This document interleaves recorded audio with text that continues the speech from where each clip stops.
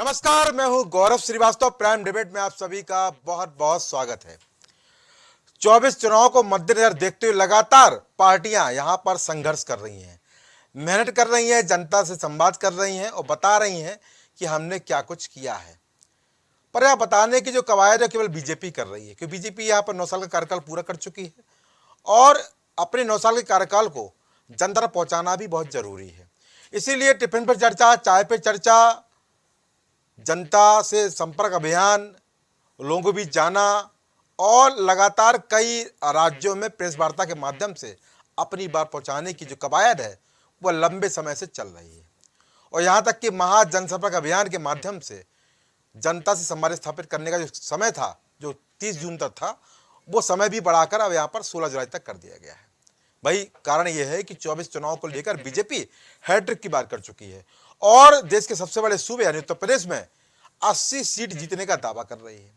तो भाई विपक्ष भी यहां पर बता रहा है कि इस बार हम कोई कसर नहीं छोड़ेंगे और विपक्ष एकजुट होने का प्रयास कर रहा है।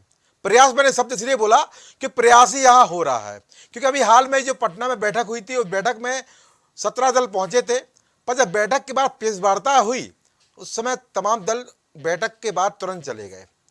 कारण यह था कि आम आदमी पार्टी जिस अध्यादेश को लेकर वहां समर्थन की बात कर रही थी, वो बात वहां पर बैठक में नहीं उठाई गई और कांग्रेस की वहां प्रतिक्रिया न मिलने के चलते आम आदमी पार्टी वहां नाराज होकर चली गई।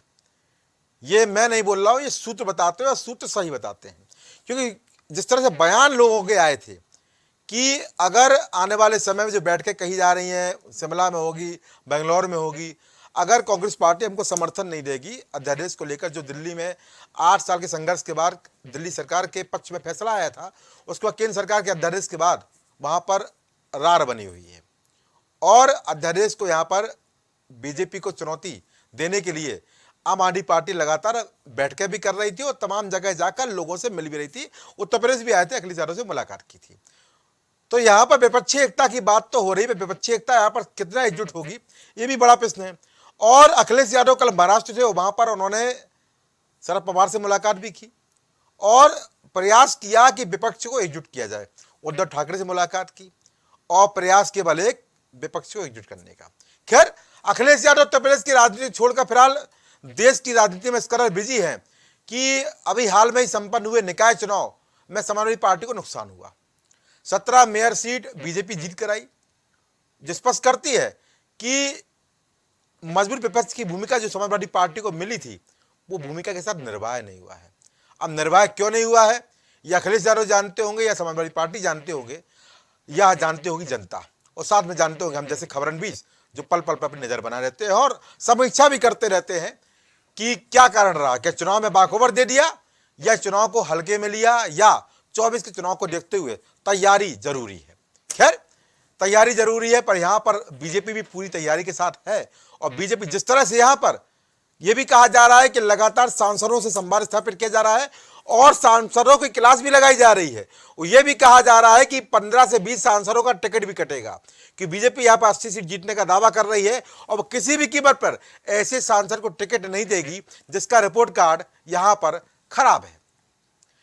तो यहां पर सियासी कलेश भी है और सियासी रार भी है, यहां प्रचार भी है और जनता से संवाद भी है, यहां बात भी है तो अलगाव भी है, पर यहां साथ ही साथ यहां पर प्रयास भी है। प्रयास विपक्ष को एकजुट होने का और प्रयास बीजेपी का हैट्रिक का। अब यहां पर हैट्रिक कैसे मारी जाएगी और विपक्ष यहां पर प्रयास को कहां तक लेकर आएगा और कहां तक अखिलेश यादव यहां पर विपक्ष को एकजुट करने का प्रयास करते रहेंगे। अब एकजुट होंगे कि नहीं होंगे वो फिलहाल आने वाले वक्त पर पता चल जाएगा, पर जो रार है वो यहां पर समय समय पर नजर आ जाती है, क्योंकि सबसे महत्वपूर्ण बात यह है कि जिस तरह से अभी हाल का महाराष्ट्र में घटनाक्रम हमने देखा कि एनसीपी 2 गुटों में बट गई, पहले शिवसेना बटी, उसके बाद एनसीपी, और अपने आप को अजीत पवार ने स्वयं भी एनसीपी का अध्यक्ष घोषित कर दिया और जाकर डिप्टी सीएम बन गए। और डिप्टी सीएम भी ऐसे जिनको लेकर कई बार हमने देखा है कि बीजेपी के तमाम बड़े बड़े नेताओं के बयान भी आए थे उनको लेकर, भ्रष्टाचार को लेकर। खैर, यहां पर और सबसे महत्वपूर्ण बात यह है कि खबर यह भी आ रही है कि उत्तर प्रदेश में बीजेपी के 30 सांसदों का रिकॉर्ड बड़ा खराब रहा है, क्योंकि जब उनसे अभी हाल में ही सम्मेलन कराने की बात की गई थी, लाभार्थी सम्मेलन कराने की बात कही गई थी, तो उसमें 10 से 12 हजार की भीड़ भी कई लोग नहीं जुटा पाए थे। तो यहां पर अगर कोई कमी है, जनता से संवाद स्थापित नहीं है, लोग आपको पसंद नहीं कर रहे, तो बीजेपी यहां पर कोई कोर-कसर नहीं छोड़ेगी। और जो पृष्ठभूमि बीजेपी की है कि निर्दयता से टिकट काटती है। निर्दयता का शब्द मैंने इसलिए लिया कि तमाम ऐसे बड़े बड़े नाम रहे जो हमने उत्तर प्रदेश की राजनीति में भी देखे हैं और केंद्र की राजनीति में भी देखे हैं, जो कि समय समय पे व्यवस्थाओं से अलग किए गए। क्योंकि अब यहां पर व्यवस्थाओं की बात हो रही है और यहां पर संवाद भी हो रहा है। और इन संवाद के बीच में एक खबर और भी चल रही है। सूत्र बताते हैं कि यहां पर रालोद की भी यहां पर चर्चाएं हो रही है कि क्या रालोद यहां पर बीजेपी यानी एनडीए के साथ जा सकती है, क्योंकि सुभाषपा प्रमुख के भी तमाम तरह के बयान हैं।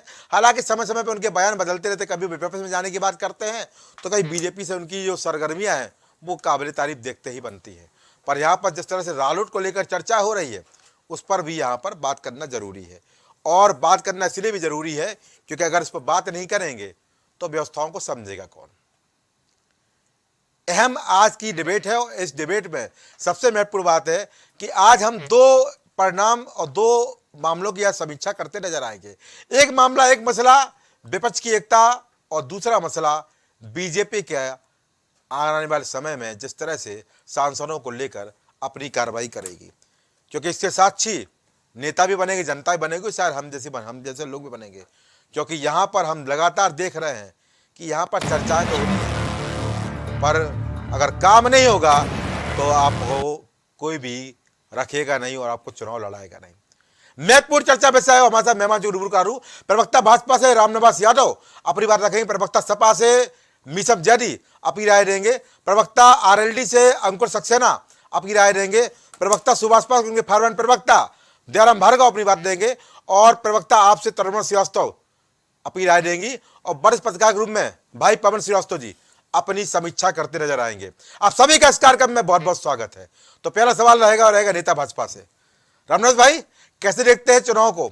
आप हैट्रिक की बात कर रहे हैं और सांसदों का रिपोर्ट कार्ड बड़ा खराब आया है, तो इनकी जगह जिनको रखेंगे उनका रिपोर्ट कार्ड देखना पड़ेगा। ऐसा ना हो कि जो नए आ रहे हैं उनकी स्थिति और खराब हो।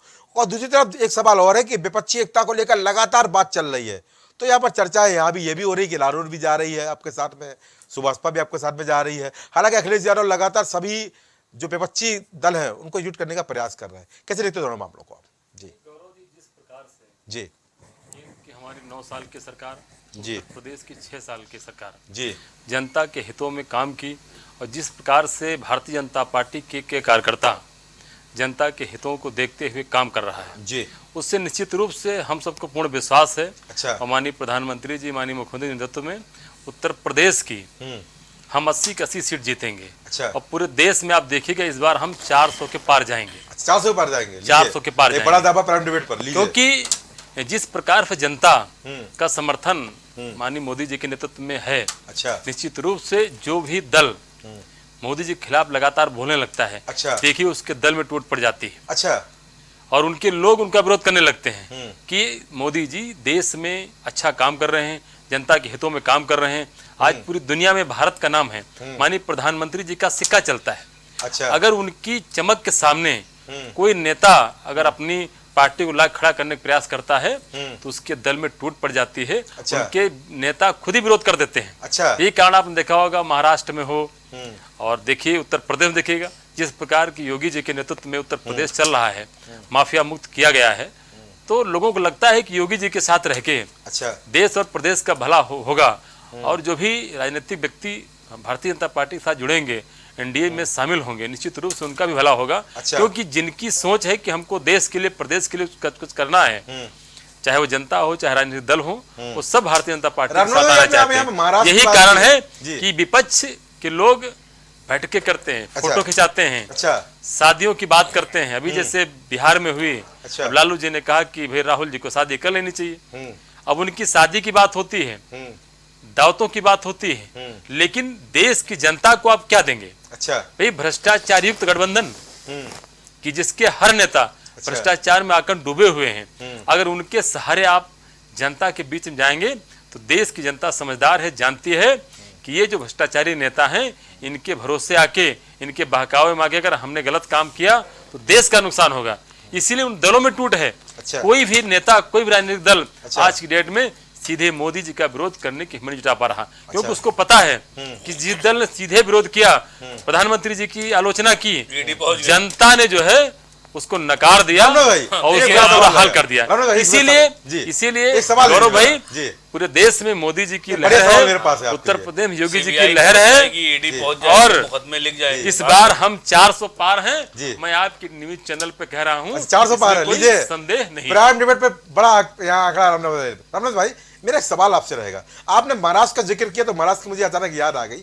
तो अजीत पवार ने बीजेपी के साथ आकर अपनी राय आसान की है या बीजेपी की राय आसान की है, तो बता दीजिए, आप जरा बता पाएंगे। देखिए, जो जैसा क्योंकि तमाम तरह के आरोप उन पर थे। जी गौरव जी, वो आपके नेता ही बोलते रहे, चक्की पीसिंग जी। देखिए, जो जैसा करेगा वैसा भरेगा। अच्छा, कानून अपना काम करेगा, कोई करप्शन करेगा, हमारे साथ भी आएगा तो बचेगा नहीं, क्योंकि हमारे साथ के लोग भी अगर कहीं गड़बड़ करेंगे तो माननीय प्रधानमंत्री जी के नेतृत्व में जो सरकार चल रही है, किसी भ्रष्टाचारी को बख्शने वाली नहीं है। अच्छा, मोदी जी का स्पष्ट कहना है कि ना हम खाएंगे न किसी भी को खाने देंगे। अच्छा, ठीक है, क्योंकि भ्रष्टाचार पे हमारी जीरो टॉलरेंस है जी, इसलिए उसमें कोई समझौता नहीं देंगे। चलिए ठीक है। मीसम भाई, कहाँ आप डिबेट में ईडी सीबीआई को लेके आ गए? डर है क्या आपको? डर लगता है क्या? नहीं, इसलिए अगले जरा रोड पर नहीं आ रहे हैं क्या? गौरव भाई, आप सीनियर जर्नलिस्ट हैं, आपको इतना समय हो गया है, आपको नहीं लग रहा हमारे बड़े भाई किस तरह से कैमरे के सामने प्यार से धमका रहे हैं? अच्छा, धमका रहे हैं? पीछे का क्या माहौल होगा कि हिम्मत नहीं है किसी विरोधी की, किसी विपक्ष की कि साहब कह के तो देखे। ये लोकतंत्र है। आप बताइए, नहीं आप जस्टिफाई करिए कि ये लोकतंत्र है कि साहब कोई कह के देखे प्रधानमंत्री जी के खिलाफ और योगी जी के खिलाफ। अच्छा, अब अंदर जो इनका जो बीप था, जो अंदर मन में था कि भाई वहां पर ईडी पहुंच जाएगी, सीबीआई पहुंच जाएगी, मुकदमे लिख जाएंगे, और इस तरह से जो डरा रहे हैं। ये डर आपको है क्या? नहीं, ये डर से आप उतर नहीं रोड पर, ये डर है क्या आपको? अगर ये डर होता तो विपक्ष एकजुट क्यों हो रहा होता, जनता से अपील क्यों कर रहा होता? और रही बात जो खाने की बात कर रहे हैं हमारे भाई साहब, मैं उनको ये बता दूं, ये तो बात सच है कि ये तो नहीं पता कि खाएंगे कि नहीं खाने देंगे, मगर खाने तो नहीं देंगे, ये तो बात तय हो गई है। टमाटर के हालात आप देख रहे हैं, खाने नहीं देंगे, खाने तो नहीं देंगे। अच्छा, खाने नहीं क्योंकि देंगे। हाँ, ये सच बोला इन्होंने, इसका मैं समर्थन पूर्ता करता हूँ। हाँ, अब खा रहे कि नहीं खा रहे नहीं पता, मगर खाने तो ये नहीं दे रहे। और यही हालात रहे तो उत्तर प्रदेश के अंदर जनता को किस तरह से अपना जीवन गुजारना पड़ेगा, इसके लिए हो सकता हो कि इनके पास कोई इस तरह का और किसी का उत्पादन हो कि जो टमाटर का सब्स्टिट्यूट उगा दें, आलू से लाइट जला दें, गोबर से ट्रांसप्लांट बना दें। इनके पास तमाम आइडियाज हैं। हाँ, आप यूट्यूब पे जाकर तो इतना मिशन भाई दर्द है। हमने देखा है कि जब यूपीए सरकार थी तो बीजेपी के तमाम लोग रोड पर उतरते थे, सिलेंडर लेके, आलू की माला पहनते थे, संघर्ष करते थे, जनता के बीच जाते थे। तो ये भूमिका फिर अब एनडीए सरकार चल रही है तो ना यूपीए के लोग उठा रहे हैं, ना विपक्ष में उत्तर प्रदेश में समाजवादी पार्टी मजबूत विपक्ष की भूमिका है। भाई 17 का आंकड़ा नहीं है यहाँ पर आंकड़ा 2022 का है। तो यहाँ पर भूमिका विपक्ष की यहाँ पर सपा क्यों नहीं निभा पा रही है? क्या सिलेंडर नहीं है घर पे, या आलू की माला नहीं पहन सकते हैं, या डर है जो अभी आपने ईडी सीबीआई की बात की? देखिए, विपक्ष जो है वो कोई पर्टिकुलर कोई एक ऐसा समाज नहीं है जो आप विपक्ष की बात कर रहे हैं। अच्छा, विपक्ष तो एक प्लेटफॉर्म है गरीबों की आवाज का। अच्छा, तो आप देखिए तो गरीब आदमी टमाटर के साथ सेल्फी खींच रहा है, गरीब आदमी कमांडो लेके टमाटर के साथ चल रहा है। अब ये विरोध है, लोकतंत्र तरीके से विरोध है, क्योंकि आप तो जनता विरोध कर रहे हैं, आप नहीं करेंगे? नहीं, जनता का मामला देखिए ऐसा है कि जब हम कोई बात का विरोध करते हैं तो आप उसके ऊपर एंटीनेशन लगा देते हैं ना, हमारे ऊपर आप गवर्नमेंट विरोधी, देश विरोधी। तो क्या लाठी डर गए क्या? देखिए, डरने का तो सवाल ही पहली बार होगा कि लोकतंत्र में लाठी चलेगी क्या? नहीं, लोकतंत्र में लाठी खाई है या अनुमति लेके प्रदर्शन करेंगे आप? नहीं, बिल्कुल खाई है लाठी, और लोग खाते हैं और खाई जाएगी। ये स्वर्गीय मुलायम सिंह यादव की पार्टी है भाई, ये समाजवादी पार्टी है, संघर्ष इसकी जो है पटकथा में शामिल है, राजनीति में शामिल है। मगर हमारे राष्ट्रीय अध्यक्ष किसी गरीब मजलूम की खून भी बहाना नहीं चाहते हैं, क्योंकि उनको पता है कि तानाशाही सरकार है। इसका जवाब लाठी से नहीं है, इसका जवाब वोट से है, इसका जवाब बैलेट से, इसका जवाब ईवीएम मशीन से। अच्छा, तो हम वो देंगे, समय आने पर जनता देगी। अब आप एक बात बताइए आलोक जी 150 रुपए टमाटर है, ये क्या समाजवादी वाली पार्टी वाले खरीद रहे हैं? अच्छा, या आप भी खरीद रहे हो, या आपके स्पेशल कुछ बीजेपी वाले बोरा भिजवा दे रहे हैं, या हमारे पड़ोस में हमारे बड़े भाई बैठे हैं राम निवास जी, मैं इनसे सवाल करता हूं क्या इनके पास टमाटर हेडक्वार्टर से बीजेपी के आ रहा है? ये भी तो बाजार से जा रहे हैं, दुखी तो होंगे, कुछ दिन तो बगैर टमाटर के रहे होंगे, और नहीं तो हो सकता हो कि भाई इनके पास काफी धन हो।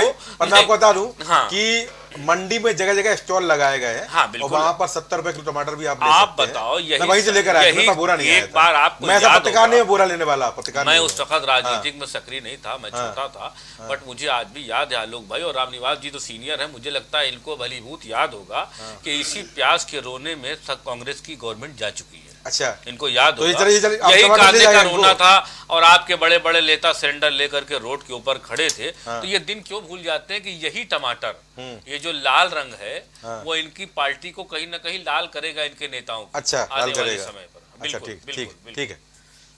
प्रवक्ता रालोद अंकुर भाई, चलो यहाँ पर बात तो बीजेपी के चलो अंदरूनी चल रही है, अब जो मेहनत नहीं करेगा तो उसका टिकट तो कटेगा, और नई बात नहीं है। पर विपक्षी एकता को लेकर रामनिवास भाई ने जो बात कही कि भ्रष्टाचार में डूबे हुए हैं, एकजुट हो रहे हैं, किसी की क्षमता यहाँ पर नहीं है, और साथ ही साथ चर्चाएं ये भी चल रही हैं कि शायद रालोद एनडीए में जा सकता है। चर्चाएं चल रही, मैंने आपसे इसे जिक्र किया कि तमाम चर्चाएं ऐसी चल रही थी, और चर्चा केवल मैं नहीं, कई जगह चल रही हैं। तो क्या ऐसी उम्मीद जता सकते हैं? क्योंकि यहाँ पर लगातार हम देख रहे हैं विपक्षी एकता को मजबूत करने का प्रयास तो किया जा रहा है, पर विपक्ष एकजुट हो नहीं पा रहा है। यानी एक को रखते हैं तो उछल के चला जाता है, दूसरा संतुष्ट नहीं हो पाता है। और जो बात अखिलेश यादव ने कही थी, अच्छी बात कही थी कि जो जिस राज्य में मजबूत है उस राज्य को दूसरी पार्टी सहयोग करे, पर मुझे लगता नहीं है कि जो अखिलेश यादव की जो एक रणनीति थी उस पर विपक्ष एकजुट हो पाएगा, उसके नियमों पर, उसकी नीति पर। जी अंकुर, देखिए सबसे बड़ी बात यह है कि जहां तक राष्ट्रीय लोकदल के Bharatiya Janata party and NDA से में सम्मिलित होने की बात पर आपने प्रश्न किया है, तो आपके सम्मानित चैनल के माध्यम से स्पष्ट कर दूं, ये भारतीय जनता पार्टी के द्वारा अपने जो सूचना तंत्र है, सोशल मीडिया है, उसके माध्यम से उठाई जाने वाली एक नितांत कोरी अफवाह है। अच्छा, भ्रम है, और नितांत कोरी कल्पना है। मैं डिबेट रखूंगा अपने पास, अंकुर भाई डिबेट रखूंगा मैं अपने पास, इसको डिबेट जरूर रखूंगा अपने पास। आपने कल्पना बोला है, बिल्कुल जी, बिल्कुल रखिए, बिल्कुल रखिए। मैं और उस डिबेट में मैं भी, अगर आप चाहेंगे तो मैं उसमें पार्टिसिपेट करूंगा, जी, ठीक है जी। लेकिन जो वर्तमान परिस्थिति और आज के समय में, आज की तारीख तक भारतीय जनता पार्टी से राष्ट्रीय लोकदल की कोई भी वार्ता नहीं चल रही है, ये आपके सम्मानित चैनल के माध्यम से मैं स्पष्ट कर रहा हूँ। ठीक है, बहुत अच्छी बात। एक बात, दूसरी बात है, जहां तक भारतीय जनता पार्टी का सवाल है, तो भारतीय जनता पार्टी की कार्यशैली को आप भी भली भांति देख रहे हो। आम जनमानस का, आम अवाम से रिलेटेड जो मुद्दे हैं उनसे ध्यान हटाने के लिए भारतीय जनता पार्टी तरीके के भिन्न भिन्न भांति के प्रोपेगेंडा करती है। अच्छा, अब आप देखिए महाराष्ट्र में उनने अजीत पवार जी को अपने राजनीतिक दल से मिलाया और अपने यहाँ उप मुख्यमंत्री बनाया, और अजीत पवार जी के ऊपर जो जांच चल रही थी उस जांच पर अघोषित स्टे हो गया, क्योंकि उसमें अब कोई भी कार्रवाई नहीं है। अब वो करप्शन से बाहर आ गए, क्योंकि भारतीय जनता पार्टी की जो गंगा रूप है उसमें उन्होंने तो होगा क्या उसमें? सत्ता पर कार्रवाई अगर नहीं कर रहा है, अब विपक्ष जाके विपक्ष को यहाँ पर आवाज उठानी चाहिए, तो विपक्ष स्वयं जुड़ के जा रहा है, तो आवाज उठाएगा कौन अंकुर भाई? नहीं, आप सवाल अभी उसी मुद्दे पे आ रहा हूँ। हाँ। आपने अक्सर डिबेटों में ये बात कहा कि विपक्ष कोई कार्यक्रम नहीं कर रहा, धरना नहीं कर रहा, प्रदर्शन नहीं कर रहा। तो देखिए, अगर विपक्ष ने आवाज नहीं उठाई होती तो किसानों के मुद्दे पर अगर विपक्ष एकजुट ना हुआ था, विपक्ष ने आवाज ना उठाई होती, तो जो 3 काले कानून भारतीय जनता पार्टी ने पारित किए थे, लागू किए थे, उन काले कानूनों को वापस लेने के लिए आरएलडी कितने समय बैठी थी अंकुर भाई, बता दीजिए काले कानूनों के लिए कितने समय वहां पर? शायद आपको जानकारी नहीं थी। फ्रॉम द फर्स्ट डे से लेकर टिल द लास्ट डे तक राष्ट्रीय लोकदल ने लगातार सपोर्ट किया है कि धरने पे बैठे हैं? क्या जो वार्ताएं अंकुर भाई होती थी, इन वार्ताओं में राष्ट्रीय लोकदल के लोग होते थे? जी गौरव जी मैं उसी बात को कंक्लूड कर लूं, फिर आपके सवाल का जवाब आपको स्वतः मिल जाएगा। ऐसा है, आपको याद होगा जिस दिन टिकैत बंधु के ऊपर पुलिस ने हाथ जोड़ा था, और कहीं रातों रात इस टिकैत बंधुओं के द्वारा और किसानों के द्वारा जो आंदोलन किया जा रहा था, तो पुलिस बल के आधार पर और ताकत के आधार पर उस आंदोलन को समाप्त करने के लिए बढ़ रहे थे। तभी हमारे स्वर्गीय राष्ट्रीय अध्यक्ष परम श्रद्धेय स्वर्गीय चौधरी अजीत सिंह जी ने तत्काल जयंत जी को भेजा था और जयंत जी के वहां पहुंचने से नई ऊर्जा का संचार हुआ था। अच्छा। और जयंत हमारा राष्ट्रीय लोकदल के द्वारा बकायदा हर कार्यक्रम में कार सेवा की गई थी। अच्छा। किसान आंदोलन में, क्योंकि किसानों ने जब तक ये नहीं कहा था कि हमें आपका साथ चाहिए, तब तक हम लोगों ने कार सेवा की थी। जयंत जी स्वयं अपने हाथों से जाकर, आप अगर मीडिया पर सर्च करेंगे, गूगल पर सर्च करेंगे तो आपको वो वीडियोस भी मिलेंगे, आप ही के सम्मानित चैनल पर भी चले हैं। अच्छा। जिसमें उनको कार सेवा करते हुए और किसानों के लिए अन्न की व्यवस्था करते हुए बकायदा दिखाया गया। इसके अलावा प्रतिदिन की बात कर रहे हैं इसके अंकुर भाई, रोज की बात कर रहे हैं। अलावा कई अफसर ऐसे भी हुए हैं कि जब वो गए और मंच पर भी नहीं गए, उन्होंने नीचे रहकर कार्यक्रम को बकायदा अपना समर्थन दिया है राष्ट्रीय लोकदल के। अच्छा, तो वो प्रदर्शन, आपका प्रदर्शन काफी है, 1 साल 1.5 साल हो गया प्रदर्शन को। स्वतंत्र भारत के इतिहास का सबसे बड़ा आंदोलन था। अच्छा। और ये ऐतिहासिक आंदोलन था जिसमें सैकड़ों लोगों के शहीद होने के बावजूद भारतीय जनता पार्टी के यशस्वी प्रधानमंत्री, बहुत अच्छी बात कही अंकुर भाई, बहुत अच्छी बात कही। अब एक सवाल लीजिए मेरा, बहुत अच्छी बात कही। कितने लोग शहीद हुए थे आपके मुताबिक, जानकारी ले लीजिए। 150 से ज्यादा लोग। 150 से ज्यादा लोग, चलिए ठीक है, बहुत अच्छी बात कही। जी बिल्कुल। रामनाथ भाई को यहाँ पर थोड़ा सुकून मिला होगा, कई लोग 700-800 भी बोलते हैं। ठीक है, अंकुर भाई, कितने शहीदों के घर आप मिलने गए? देखिए, हमारे यहाँ से चौधरी जयंत सिंह जी जो हमारे माननीय राष्ट्रीय अध्यक्ष महोदय हैं, कितनी सहायता दी, लोगों से मुलाकात, कितनी सहायता दी, वो विजुअल बता दीजिए। वो थोड़े हमको फोटो और विजुअल उपलब्ध करा दीजिए।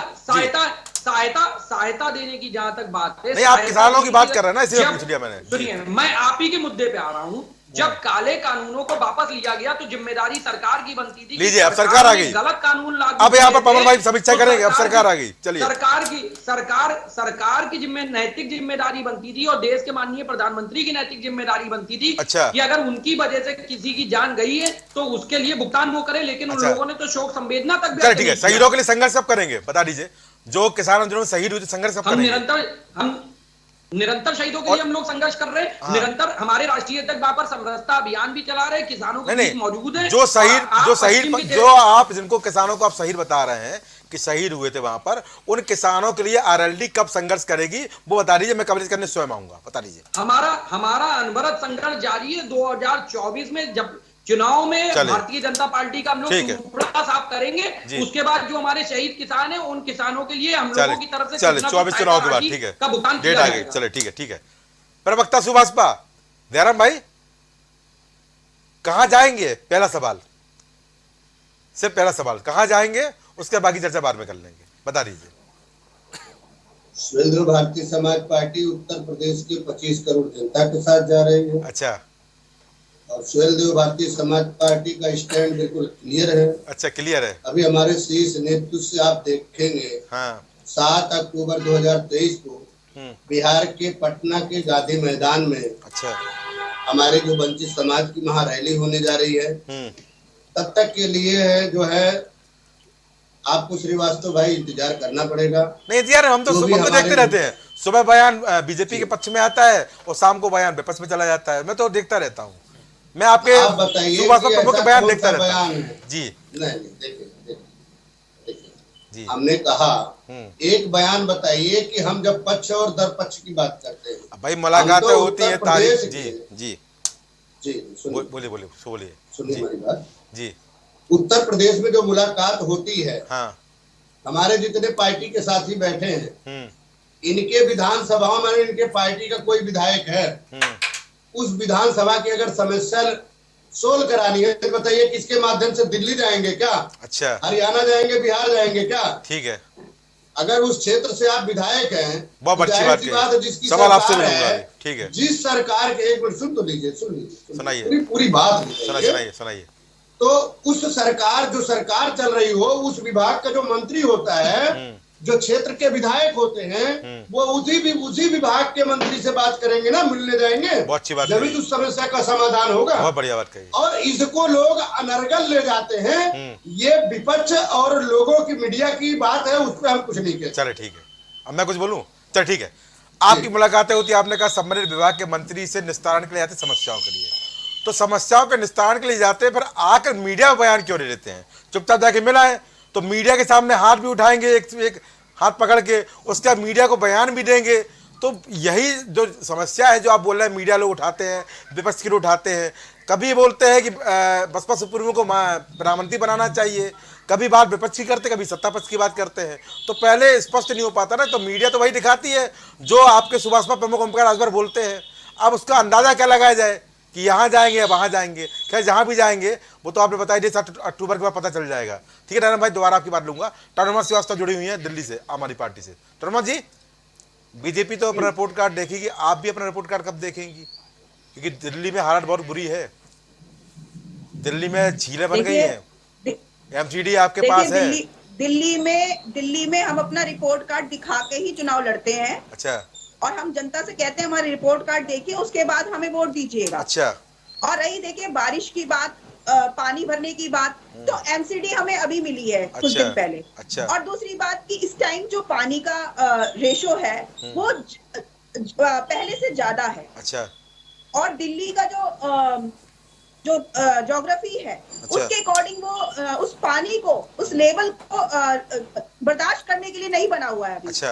लेकिन उसमें काम चल रहा है। अभी देखिए पंजाब में तो पूरी बाढ़ आ गई। अच्छा। पहले तो पंजाब में बाढ़ नहीं आती थी। अच्छा। लेकिन बाढ़ आ गई। अच्छा। कई राज्यों में बाढ़ आ रही पंजाब है, में सरकार है उत्तर प्रदेश डूबा पड़ा है। तो देखिए इस टाइम देखिए पंजाब में सरकार है, लेकिन अगर बाढ़ आ जाए तो उसमें एमसीडी क्या कर सकती है, नगर निगम क्या कर सकता है। अच्छा, लेकिन हमारे जो मंत्री हैं, हमारे जो नेता हैं, हमारे जो विधायक हैं, जो हमारे पार्षद हैं, सब सड़कों पे उतरे हुए हैं। जनता अच्छा। की जो समस्याएं उनको सुधारने का काम बाढ़ कर में रहे उतरे हैं। हुए हैं, जो बाढ़ में। जो बाढ़, बिल्कुल बाढ़ में जो फंसे हुए हैं हमारे खुद के मंत्री, उन्हें अच्छा। छुड़ाने जा रहे हैं, रेस्क्यू करने जा रहे हैं। आप देखिए टीवी चलिए पर। एमसीडी तो चलिए ठीक है, चलिए आपके पास स्वीकार ली, 2 महीने हो गए एमसीडी आए हुए। दूसरी बात, सुनिए तनुमा जी, मेरा सवाल ले लीजिए। एमसीडी जी। की आपने बात कही, चलो जी, ठीक है, जी। एमसीडी आपको मिले 2 महीना हुआ, चलो ठीक है, एमसीडी की बात किनारे कर देता हूँ।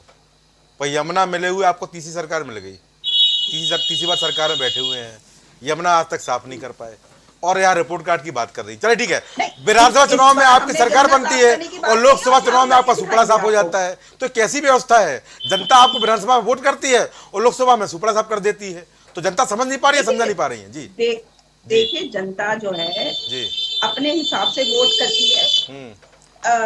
जब विधानसभा में उसे जो सरकार दिल्ली में चाहिए तो उसे केजरीवाल चाहिए। अच्छा। लेकिन देश के प्रधानमंत्री के लिए उसने मोदी को वोट दे दिया। चलिए स्वीकार ले लिया। देखिए लेकिन रावण भाई मान गए, खुश हो गए। जनता जी समझ गई है, जी। इस बार जनता समझ गई है। जी। जिस प्रकार भारतीय जनता पार्टी ने कोई काम नहीं किया इस 9 सालों में। अच्छा। सिर्फ जनता को बेवकूफ बनाने का काम तनुमा जी, किया। यहाँ फिर आपकी बात फंसेगी, क्योंकि यहाँ पर दूसरी बार सरकार आई है बीजेपी की सरकार दूसरी बार आई है। अगर काम नहीं किया तो 19 कैसे आ गए? जी कांग्रेस भी 2 बार, एनडीए की सरकार 2 बार आई थी। ये आपकी बात इसलिए सही कोई बड़ा महान काम भी बीजेपी ने नहीं किया है। अच्छा। मोदी जी ने बहुत बड़ा काम कर दिया। हाँ। मोदी जी ने ऐसा देश में कुछ नहीं किया, बल्कि देश को बेचने का काम किया है। अच्छा। रेल भेल तेल सब बेच दिया है। इन्होंने। चलिए। सिर्फ अडानी के नाम पर भाजपा के प्रवक्ता कोई बोलता नहीं, कोई भाजपा का नेता कोई बोलता नहीं। अच्छा। इतना बड़ा देश का भ्रष्टाचार है, उस पर कोई बात नहीं करता। चलिए। और ये भ्रष्टाचारी पार्टी, ये जो कह रहे थे अभी भाजपा के प्रवक्ता कि भ्रष्टाचारी जो है सब गठबंधन कर चुनाव लड़ना चाहते हैं। अगर भ्रष्टाचारी है तो एक काम करिए, सब पे ईडीसीआई भेज के सबको जेल में डाल दीजिए, आप तो वैसे ही चुनाव जीत जाएंगे। आपको चुनाव लड़ने की जरूरत ही क्या है 2024 में? अच्छा। बल्कि ये डर गए हैं। अच्छा। इसलिए 17-18 की जो बेंगलुरु की हमारी जो मीटिंग हो रही है महागठबंधन की, जिसमें आप 3-4 पार्टियां और जुड़ रही हैं। अच्छा। अभी पटना में हमने शायद 19-20 पार्टी बैठे थे, 17 लोग बैठे थे। 24 हमारी 24 बढ़े हैं, हमारे 24 शायद पार्टियां बैठेंगी इस बार हमारी क्या बात है। मीटिंग्स में। तो ये डर रहे हैं, अब इन्हें डर गए कि अभी एनडीए की इनकी याद आ गई। अच्छा। वैसे तो मोदी जी के चेहरे पे चुनाव लड़ते हैं। अच्छा। अब मोदी जी का चेहरा जो है वो गायब हो गया है। अब मोदी जी के चेहरे पे चुनाव नहीं लड़ेंगे। चलिए अब ये एनडीए की मजबूती दिखा के चुनाव चलो लड़ेंगे। ठीक है। इससे इनका डर साफ दिखाई बहुत दे रहा डर है। गए। चलिए पूछता हूँ डरे कि नहीं डरे। ठीक है पवन भाई, अब थोड़ी समीक्षा आप कर दीजिए। मैं तो यहाँ पर समीक्षा करके थक गया हूँ, अब समीक्षा आपके हाथ में है।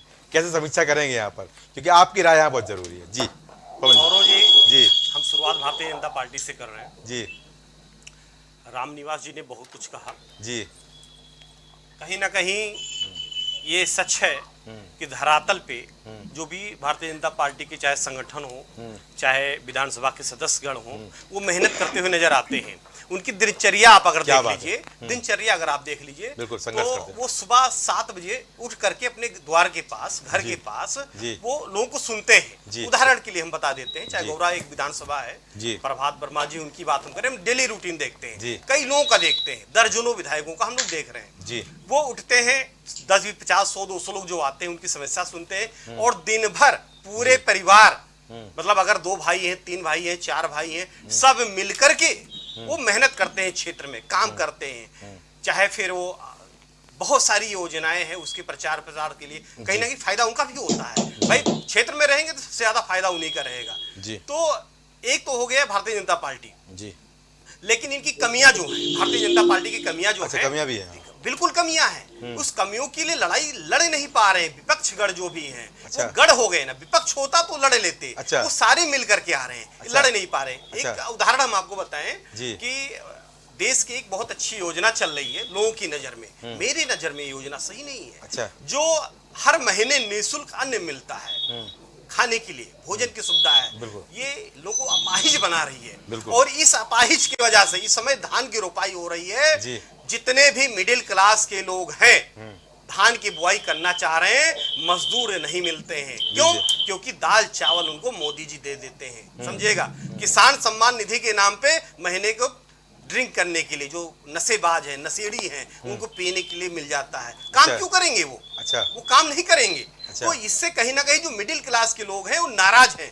आप एक मजदूर ढूंढ के देखिए, आप नहीं मिलेंगे। तो ये बहुत सारी योजनाएं हैं जिसको मोदी सरकार को, भारत सरकार को इस योजनाओं को रोकना चाहिए, नहीं तो ये बहुत बड़ा भारतीय जनता पार्टी के लिए दिक्कत पैदा करेगी। एक बात सर, अब हम आते हैं समाजवादी पार्टी के ऊपर। समाजवादी पार्टी मुंबई है, बिहार है, पूरा देश भ्रमण कर रहे हैं, लोगों को जोड़ रहे हैं। अरे आपका पेट, आपकी नींव उत्तर प्रदेश है अखिलेश यादव जी, आपको उत्तर प्रदेश में मेहनत करना चाहिए और आप कम से कम कुछ नहीं तो 4-6 सीटें आपको मिल जाती। लेकिन ये दुर्भाग्य होगा अखिलेश यादव जी के लिए भी कि उत्तर प्रदेश को छोड़ करके अपने संगठन को ना मजबूत कर रहे हैं, ना बैठक कर रहे हैं, ना लोगों से मिल रहे हैं, कोई योजना नहीं है। केवल ये योजना है मोदी जी हराओ अभियान। मोदी जी हराओ अभियान जब चलेगा तो जनता ये जागरूक है, वो जानती है कि आखिर सब लोग मिलकर के क्यों हराना चाह रहे हैं। ये सबसे बड़ा प्लस पॉइंट मोदी जी के लिए साबित होगा। ठीक, ये हो गया। सुभाषपा की बात हो रही थी, प्रवक्ता महोदय भी कह रहे थे और आपने कहा भी, लेकिन वो मानने के लिए तैयार नहीं। अरे हम इनको दर्जनों, आप एक कह रहे थे, दर्जनों उदाहरण ये बैठ करके हम दिखा देंगे। मेरे सामने बात हुई है, ये सुबह कहीं और रहते हैं, शाम को कहीं और, इनका ठिकाना ही नहीं पता। ठिकाना जनता के लिए लड़ते हैं, जनता के लिए है, इनका कुछ पता नहीं है कि हाँ ये धरातल पे किस लिए लड़ेंगे, किसके साथ रहेंगे, ये डिसाइड होना सुभाषपा के लिए बहुत आवश्यक है। वो एक्चुअली होता क्या है कि भारतीय जनता पार्टी में भी कुछ राजभर के नेता हैं, तो वो डिस्टर्ब करने के लिए फिर जब मौका नहीं मिलता है तो जाएंगे अखिलेश जी से मुलाकात कर लेंगे। भारतीय जनता पार्टी तुरंत मुलाकात नहीं करेगी, उनको बता चुके हैं ना कि एसी में बैठते हैं, वो निश्चित है। वो ये कहीं ना कहीं ये कमी है संगठन को लेकर के। सुभाषपा भी अगर आगे बढ़े तो कहीं ना कहीं बढ़ेगा, लेकिन जब सभी लोग मिलकर के अगर एक को हराने की कोशिश करेंगे तो जनता, अभी आप बोलिएगा, मौका मिलेगा आपको, हर बात मौका मिलेगा, आप बोलिएगा जो हमारी बातें, जो हमको समीक्षक में लग रहा है कि जो मुझे लग रहा है कि आपकी कमियों को सुनने की, सुनिए नहीं दिखाई दे रहा, भारतीय समाज पार्टी उत्तर प्रदेश में काम कर रही है। अरे सुनिए, कमियों को स्वीकारिए तभी आगे बढ़ पाएंगे। कमियों को स्वीकारिए। अरे कमियां तो सुनिए, कमियां तो आम आदमी पार्टी की भी है। सुनिए, अरे सुनिए, आप अभी आपको मौका मिलेगा, आप जवाब दीजिएगा। अभी आप सुन लीजिए। अरे हम आप सुनिए, हम आपको भी जानते हैं, हम ओम प्रकाश राजभर जी को भी जानते हैं, उनकी सुनिए, हर जिले में हमारी बैठक चल रही है। अरे हम आपको ABCD बता देंगे सुभाषपा की। सुनिए, गलत मत जाइए आप। अरे हमको दिखाई पड़ रहा है, आपको केवल एक चीज है, आपका लाभ कैसे हो, एयर कंडीशन गाड़ी कैसे हो। गाड़ी वापिस हो गई, आपको याद है, भूल गए आप, गाड़ी वापिस नहीं लिया गया, भूल गए आप सुनिए, आप बैठ गए तो आप सबकी बता रहे हैं। नहीं दयाराम जी सुनिए, दयाराम जी हम आपकी पोल खोल दें। दयाराम जी सुनिए, आपकी पोल खोल दें। अरे मेरे सामने आप बीजेपी के मंत्री सामने ज्यादा फिर की बात नहीं है, आप जो कुछ आप कहते हैं गलत बात उसको पर जाइए, स्वीकार सुनिए, होगा। पर्सनल ना होइए, हमारी आप पर्सनल ना मेहनत होइए। करिए, काम कर रही है, आपको दिखाई नहीं दे रहा आप है। मेहनत करिए, हम आप 5 सफल होइए। जुलाई से लेकर नहीं, धर्म भाई, आप धर्म भाई, हो मेहनत गया। करिए, जमीनी धर्म भाई, स्तर पे, प्लीज, आप वक्त जमीनी दूंगा स्तर आपको। पे, हमारे आप तमाम नेता चलिए, राष्ट्रीय धर्म भाई, नेता, प्लीज, प्रमुख आप अधीन आप करिए। पर्सनली मत होइए, धर्म आप भाई, जमीनी स्तर पे धर्म मेहनत भाई, करिए, प्लीज, चलिए। आप जमीनी मौका स्तर दूंगा, पे मेहनत बोलिएगा, करिए। जवाब अगर दीजिए। आप जमीनी स्तर पे मेहनत करेंगे, अगर मेहनत नहीं करते तो आज सीट कितने मिल जाती है आपको? सही सीट- बात है। बिना सीट के हैं आप जी। आपकी विधानसभा में सदस्य भी जी। हैं, अच्छे खासे सदस्य जी। हैं, बिना मेहनत किए नहीं हुआ। लेकिन जी। एक कहावत है हाँ। कि अगर आप दो दो नाव पे पैर रखेंगे लीजिए। तो ना घर के होंगे ना घाट के चलिए, होंगे। ठीक है। जनता जागरूक है, जनता समझ अंकुर भाई को रही बोल है। लीजिए कुछ अब। जी, राजोत की बात कर रहे अंकुर भाई हैं नाराज हो गए थे नहीं, हमसे नहीं, भाई। अंकुर जी अंकुर भाई नाराज तो नहीं है? नहीं, नाराज भी नहीं होंगे। जी, रालोद जी। कहीं ना कहीं किसानों से समर्थित पार्टी मानी जाती है। जी। किसानों के लिए इनका जो कहीं ना कहीं आज की बात तो है नहीं, रालोद बहुत अच्छी पार्टी, बहुत पुरानी पार्टी और रालोद कहीं ना कहीं समझिएगा कि किसानों के लिए हमेशा खड़ी रहती थी। जी। लेकिन आपने कहा थी समझ में नहीं आया। थी का मतलब स्तर सब है ही नहीं ना। अच्छा, नहीं जमीनी है। स्तर पे नहीं है। अच्छा, जमीनी स्तर पे जमीनी नहीं स्तर है। पे काम करेंगे तब कुछ होगा ना। हाँ। जितने इनके यहाँ वरिष्ठ लोग हैं उनको मौका नहीं मिल पा रहा है। हाँ। जितने अच्छे काम करने वाले हैं उनको मौका नहीं मिल पा रहा है। उनकी टिकट अभी आपके सामने है। जो कुछ सीटें आई थी आपके हिस्से में, राजूत के हिस्से में आई जी। थी पार्टनरशिप में, उसमें टिकट कैसे कैसे लोगों को दे दिया जो कहीं वो भी नहीं थे, जी। कहीं लहर में नहीं थे, अच्छा। कहीं क्षेत्र में कहीं उनका वैल्यू ही नहीं था। बहुत सारे ऐसे उम्मीदवार जी। हैं आपके यहाँ रालोद में, अच्छे अच्छे नेता हैं, लेकिन उसके लिए मेहनत करना पड़ेगा, अपने लोगों को समझना पड़ेगा, अपने लोगों को साथ लेकर चलना प्रवक्ता आपको पड़ेगा। बोलिए। तभी माननीय प्रवक्ता महोदय को, जी। जब प्रवक्ता महोदय जी को लोगों को साथ में लेकर चलेंगे, संगठन के लोगों को साथ में लेकर चलेंगे, तभी किसी पार्टी के, भारतीय जनता पार्टी आज आप ध्यान दीजिएगा सर, उससे सीखने की आवश्यकता है। इनकी संगठन की बैठक एक दिन अगर बीत जाता है तो दूसरे दिन अवश्य होता है। यहाँ नहीं, मंडल अध्यक्ष से लेकर के, संगठन से लेकर के, इस समय जिला अध्यक्ष देखिए थोड़ा सा गड़बड़ हुआ, नगर पालिका में जिला अध्यक्ष की सब चेंजेस हो रहे हैं, सबको प्रभारी बना दिया गया। राम निवास जी हमारे हैं, आपको संभवतः जालौन का बनाया गया प्रभारी, आप पर्यवेक्षक बन के जा रहे हैं, वहां पे देख रहे हैं क्या सही है क्या गलत है। ये सभी पार्टियों को करना होगा। केवल ये कि उनको मोदी जी को हराओ, मोदी जी को हराओ का अभियान लेकर चलेंगे तो सफल नहीं होंगे। 2024 में फिर समझ लीजिए आप कि अगर यही गाड़ी रहेगी तो गठबंधन कहीं का नहीं रहेगा। एक बात, दूसरी बात, अगर अखिलेश यादव जी उत्तर प्रदेश में ध्यान नहीं देंगे तो इस बार इनको भी सीट यहाँ से मिलना संभव नहीं दिखता। सीट ही नहीं मिलेगी। कहां से मिल पाएगी सर? ये जब मुंबई और दिल्ली और कलकत्ता घूमेंगे, अच्छा। महागठबंधन बनाएंगे, प्रवक्ता आप उत्तर प्रदेश में भी मेहनत करें तो अखिलेश यादव जी की 4-6 सीटें तरुणा जी बता आ ही जाएगी। दीजिए। तरुणा जी बता दीजिए। तरुणा जी बता दीजिए। आम आदमी पार्टी कह रही है एमसीडी 2 महीने पहले मिली हमको। ये प्रवक्ता जी बैठी है जी। और महिला है, सम्मानित है हमारे बीच में। जी। आम आदमी पार्टी को जनता ने चाहा, जनता ने उनको ताज दिया सर पे, अरविंद केजरीवाल जी की, और बहुत ईमानदार सरकार। अच्छा। वो ईमानदार सरकार जो जेल में बंद पड़े हुए, लीजिए वो मंत्रीगण, बड़ा बयान। वो मंत्रीगण जितने ईमानदार ये सभी सरकार जेल जानते में। हैं। जी। ये जो कहते थे हमारे यहाँ कुछ है ही नहीं, और जो छापे पड़ते हैं, इतने रुपए मिलते हैं, इतने रुपए की व्यवस्था, ऑडियो कट गया है, जरा जोड़ दीजिए आप। हाँ। इतने रुपए वैल्यू ऐसे ही कट जाता जी। है। आम आदमी पार्टी है, वो जब सच्चाई होगी सुन तरुणा नहीं जी क्या बोल रही पाएंगे, हैं? मुझे आवाज नहीं आई। जी, सुन नहीं पाएंगे वो। तो तरुणा कहीं जी? ना कहीं आवाज नहीं आ रही है, जी, तरुणा तो कहीं ना कहीं ये बाद में सुन लेंगे। लेकिन कहीं ना कहीं एक सच्चाई है कि आम आदमी पार्टी का भी जो सपना दिखा कर आए थे वो गायब हो गए। अगर उत्तर प्रदेश में कोई है भारतीय जनता पार्टी को डिफीट देने वाला तो वो है समाजवादी पार्टी, इसको इग्नोर नहीं किया जा सकता है। लेकिन अखिलेश जी से फिर एक बार हम निवेदन करेंगे कि अगर वो उत्तर प्रदेश पे ध्यान दे तो वो हमें लग रहा है गठबंधन से ज्यादा सीटें लेकर आएंगे। गठबंधन कहीं कुछ नहीं होने वाला है, कुछ नहीं है, खाली पुलाव है, ना गठबंधन हो पाएगा, क्योंकि भारतीय जनता पार्टी है साम दाम दंड भेद, ये निश्चित है, इसको एक्सेप्ट करना होगा, चाहे भारतीय जनता पार्टी के प्रवक्ता हो चाहे जो हो, वो हर तरह से मैनेज करते हैं। गौरव जी ठीक है, पेपर भैया।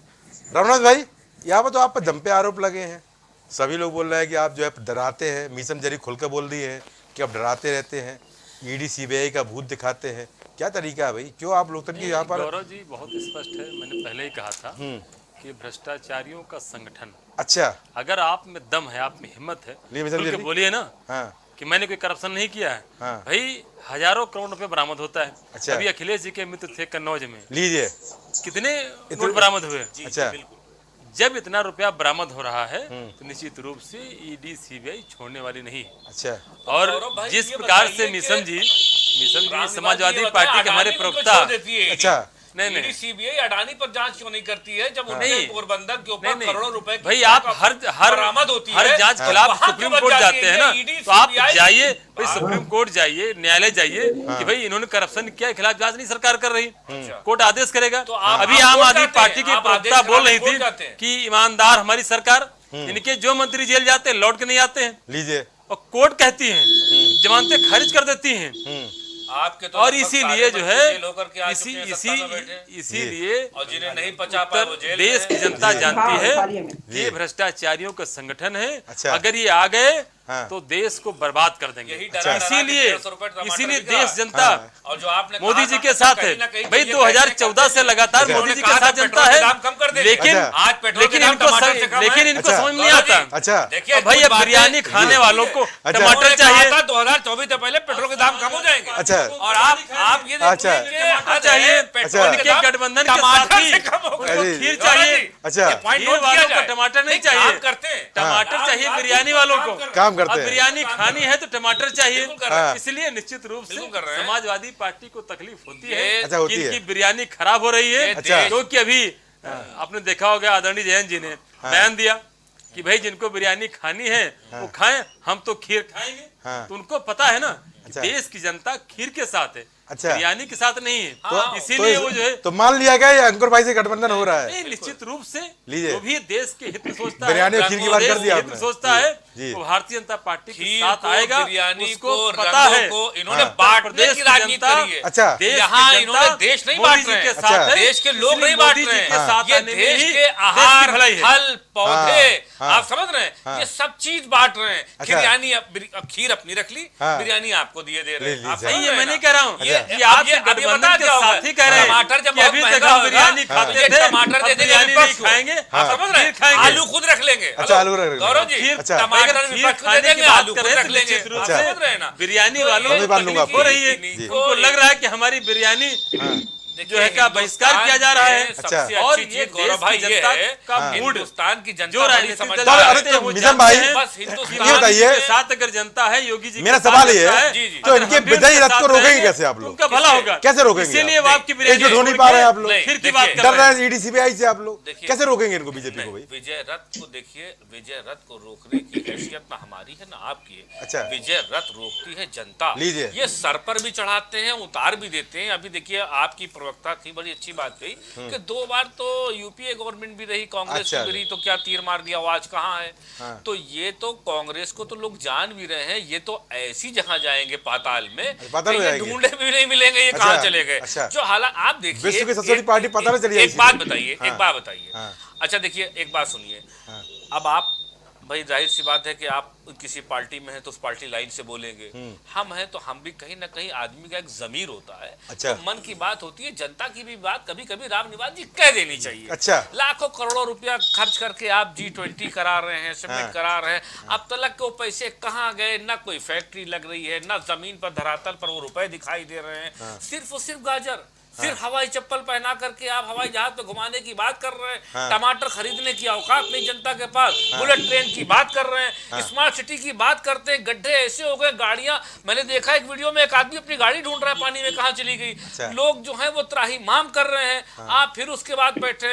स्मार्ट इंडिया बनाएंगे, बुलेट ट्रेन बनाएंगे, और इस तरह की बातें करने के बाद और फिर उसके बाद घूम फिर करके आ जाएंगे, बिरयानी आप खाएंगे, खीर हम खाएंगे, गाजर आपको खिलाएंगे, टमाटर उन्हें खिलाएंगे। अरे यार, जो काम आपने किया है उसकी बात करो। आपने जनता को, आपने जो जो बातें अपनी मैनिफेस्टो में करी थी, आज तक आप उनकी बात नहीं करते हो। अच्छा, आगे की बात करते हो, पीछे की खा जाते हो। अच्छा, उसके बाद फिर कोई मुद्दा नहीं बचता है तो यूसीसी लेकर के सिविल कॉमन कोड आ जाते हो। अच्छा, एक पक्ष को खड़ा कर देते हो, उधर से त्राहिमाम होता है, आप डराना शुरू कर देते हो। अच्छा, देखो ये ऐसा कुछ हमने कर दिया, ये इनके तेल मिला गए। और रही बात यूसीसी की या किसी भी चीज की, देश का संविधान है, अभी उसका प्रारूप बन करके आएगा, देखा जाएगा, उसमें थोड़ी लिख करके आ जाएगा कि भारतीय जनता पार्टी को अधिकार है सारी विपक्षी पार्टी को बिल्डोजर से रौन दो। अरे जब आएगा जो कानून आपके लिए होगा मेरे लिए भी होगा। और ये बात मैं एक बात और कहना चाहता हूँ गौरव जी, आम जनता के लिए भी, कि जनता को ये सोचना चाहिए कि जय रुपए में टमाटर समाजवादी वाले ले रहे हैं, उतने में ही बीजेपी वाले ले रहे हैं, उतने ही में रालोद वाले ले रहे हैं। और ये जो दयाराम भार्गव जी बैठे हमारे, ये जो जरा सी बात पर बुरा मान गए, ये बात सच है कि इनके नेता बहुत जल्दी प्रोत्साहित हो जाते हैं। कभी इधर कभी उधर। अच्छा, करना चाहते हैं, ये हो सकता है जनता के लिए करना नहीं करना चाहते हैं। मुझे लगता है कि जिस तरह से वो नाम गिनाते हैं, बिंद केवट मल्लाह गुज्जर, इस तरह के नाम गिनाते हैं, तो मुझे लगता है उनके बीच जाते भी हैं और उन जातियों को खोज करके लाने का भी काम किया। कोलंबस ने खोज की थी अमेरिका की, इन्होंने जातियों की खोज करी है। मगर उन जातियों को फायदा कम उठाने से, उनको फायदा पहुंचाने से कम अपना फायदा ढूंढते हैं। कभी सुबह इधर, शाम उधर, रात उधर, दिन उधर। अभी डिसाइड नहीं कर पाएंगे नहीं जाना कहाँ। अभी भी कह रहे हैं कि अगर बहन जी को ले आओ तो हम फिर उधर हो जाएंगे, और उसके बाद शाम को जाकर के खीर खाई जाते हैं। क्यों आपके साथ राम निवास जी, बिरयानी तो आप खिलाएंगे नहीं, बिरयानी वाले तो हम लोग हैं, तो खीर खाई जाते हैं राम निवास जी। भाई अभी आपको बात लेते तरुणा की बात लेते। तरुणा जी, यहाँ पर पवन जी बोले सीधे सीधे की ईमानदार पार्टी की बात करते हैं और ईमानदार के पार्टी के लोग जेल में हैं। ये कैसी ईमानदार पार्टी है? जो ईमानदार पार्टी के नेता जेल में है, उनकी जो भ्रष्टाचार है वो साबित नहीं कर पा रहे हैं अभी तक। अगर ये साबित कर जमानत क्यों नहीं मिल रही है? तभी साबित नहीं कर तो अच्छा लगता। अच्छा, ठीक है, जमानत मिल जाएगी। अब ये क्या इनकी सेटिंग है, ये जाने केंद्र सरकार की क्या सेटिंग है। अच्छा। लेकिन अभी भाजपा के प्रवक्ता अभी बिरयानी और टमाटर की बात कर रहे थे कि टमाटर बिरयानी में पड़ता है। फिर इन्हें मालूम नहीं थी कि मैं महिला हूं, मुझे पता है कि खाना कैसे बनता है। अच्छा। तो मैं आपको बता दूं कि जो ये 2014 के जो हिंदू हैं, 2014 के बाद जो हिंदू हैं, ये जब भंडारे करते हैं ना, तो उसमें प्याज लहसुन नहीं डलता है, उसमें टमाटर की आलू की सब्जी बनती है। और रंग भी उसका वो है लाल, और वो हरा रंग तो दूसरी कम्युनिटी का है, टमाटर का रंग भी लाल है, आलू की सब्जी बनती है। सही कह रही हैं आप। तो हिंदू तो आप भी अलग से क्यों बता रही हैं? अब वो जो 2014 वाले जो हिंदू है, आप देखिए, अगर आप समझ नहीं पा रहे 2014 वाले हिंदू, तो आप, क्योंकि मैं समझ गया 2014 वाले में जो हिंदुओं में पैदा हुआ है वो हिंदू है। अच्छा, वो भारतीय है। अच्छा। लेकिन इनके कुछ अलग ही हिंदू पैदा हुए हैं ये। अच्छा। 2014 के बाद। अच्छा। क्योंकि 2014 के बाद देश आजाद हुआ है। अच्छा। इनके लोग ही कहते हैं। अच्छा। तो वही हिंदूवादी जो संगठन है ये चला रहे हैं। लेकिन ये बता दें कि आलू टमाटर की सब्जी बनती है, उसमें सबसे ज्यादा टमाटर पड़ते हैं। ईमानदार व्यक्तियों के बाद आप सवाल खा गई, वो बेचारे ईमानदार वाले बात सवाल खा गई पर आप तरुणा जी मुद्दा डाइवर्ट कर दिया आपने तत्काल। बड़ी समझदारी से आपने ईमानदार लोगों को जेल वाला मुद्दा कन्वर्ट कर दिया पवन जी का। हो रही है। देखिए, भ्रष्टाचार की बात है तो भ्रष्टाचार तो ये साबित ही नहीं कर पाए अभी तक। अगर साबित कर जाए तो बता दीजिए, अगर कर कैसे साबित होगा? पवन सिंह तो पूछ रहे हैं कैसे साबित होगा? साबित कैसे होगा जी? अरे जेल में डाल दो किसी को भी, और फिर साबित कर। ऐसे नहीं हुआ है ना, गलत बात नहीं। आप एक सुनिए, आप एक प्रवक्ता हैं। आपने भाजपा ने अभी प्रोपेगेंडा चलाया कि 42 करोड़ का जब्त कर ली इनकी संपत्ति। जल्दी बोले। अब इतना झूठ जो आपने फैलाया है ईडी के कागज पे, पत्रकार है, प्रवक्ता रही है भाई। सुनिए, ये पत्रकार है, पत्रकार ने कहा ईमानदार पार्टी जेल में है जी। 5 लाख रुपए का फ्लैट है उनके पास है, और 11 लाख रुपए अकाउंट में है। मुश्किल से 81 लाख रुपए उनके पास है। अच्छा। उनके नाम पर। अच्छा। और आपने जो है झूठा प्रोपेगेंडा चला दिया ईडी ने। अच्छा। और आप लोगों ने फैला दिया कि 52 करोड़ रुपए का जो है इनकी संपत्ति जब्त कर ली। तो इतना झूठ फैला रहे हैं क्योंकि आपके पास कुछ है ही नहीं मनीष सिसोदिया जी के नाम पर। अच्छा। तो आप झूठ पे झूठ फैलाते रहिए। और जो शराब नीति बनी उससे पहले की उनकी संपत्ति है वो। अब मुझे नहीं पता 72 फोन किसने उपयोग किए थे, मुझे नहीं पता कि तमाम समय किसने उपयोग की थी, मुझे नहीं पता कि कौन किसका बयान आया है, पर मुझे ये पता है कि दिल्ली के डिप्टी सीएम रहे मनीष सिसोदिया जेल में है और जमानत उनको नहीं मिली है। अब मैं सिम की बात नहीं उठाऊंगा, मैं यहाँ पर तमाम फोनों की बात नहीं उठाऊंगा। जानकारी आपको भी तरुणा जी है, मुझे भी है। ठीक है, पूरी जानकारी है। चलो ठीक है धर्म भाई अपनी बात पूरी करिए।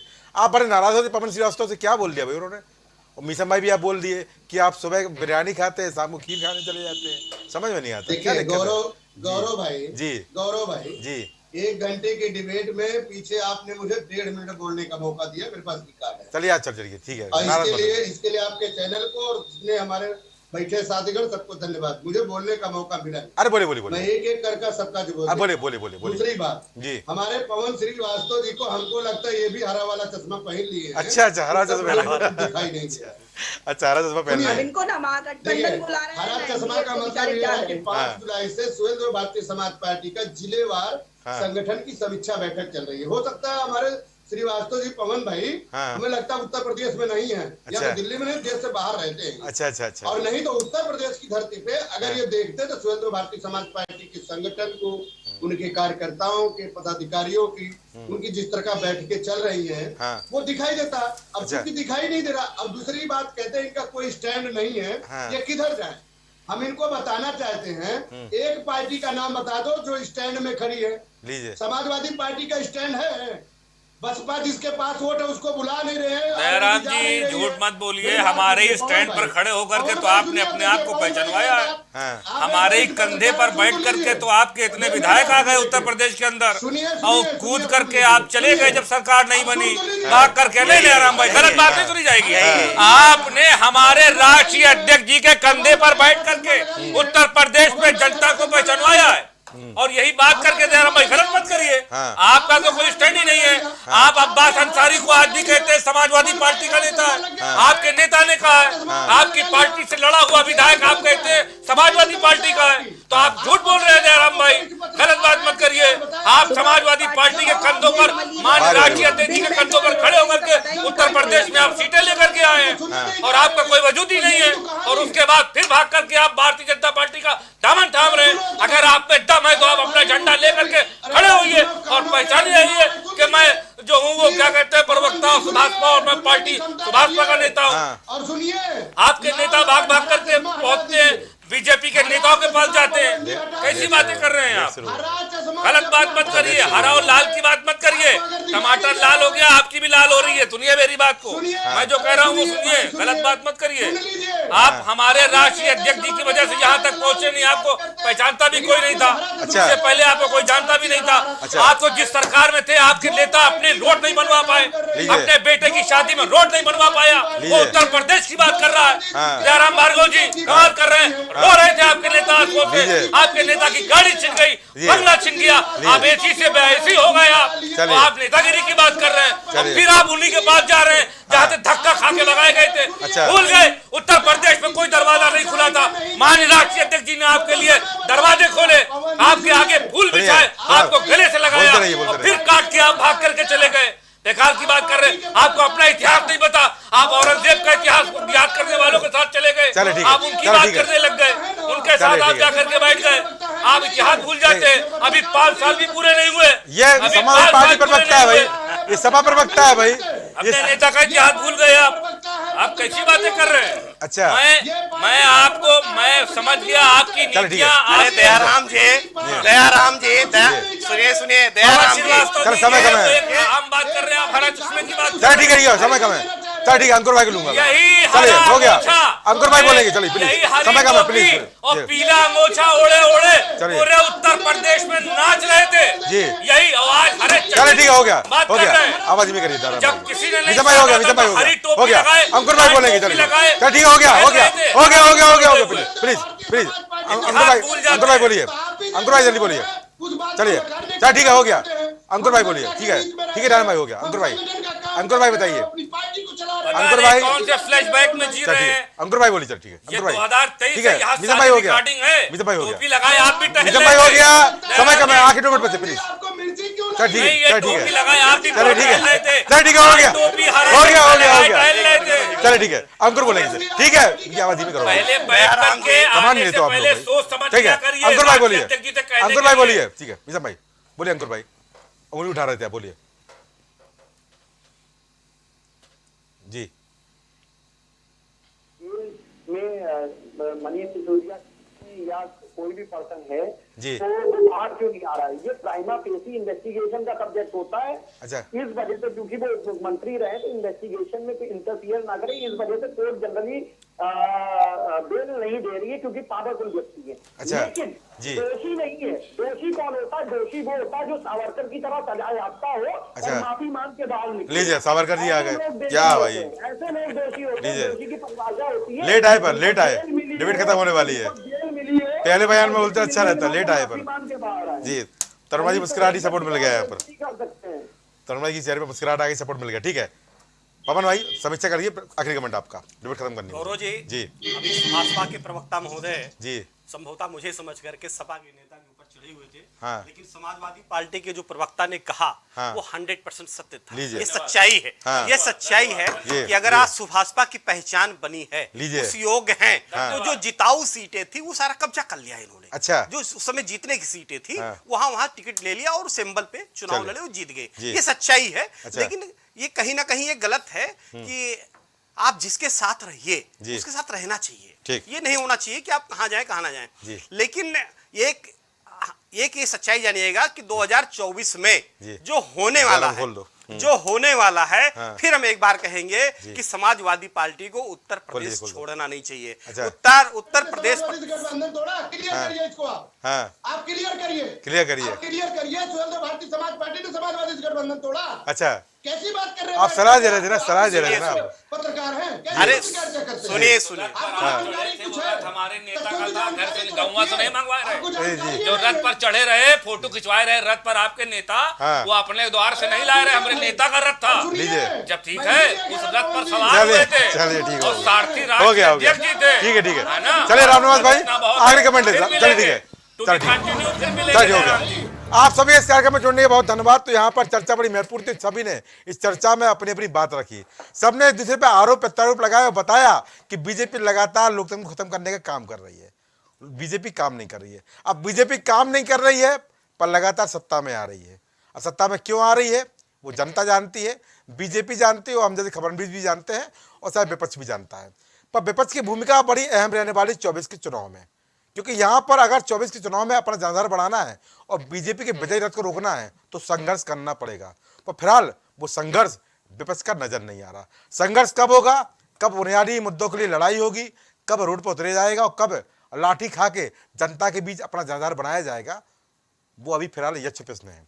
यक्ष प्रश्न मैंने इसलिए कहा क्योंकि लंबे समय से हमने विपक्ष का वो चेहरा नहीं देखा जिसके लिए भारत का लोकतंत्र विश्व में माना जाता है।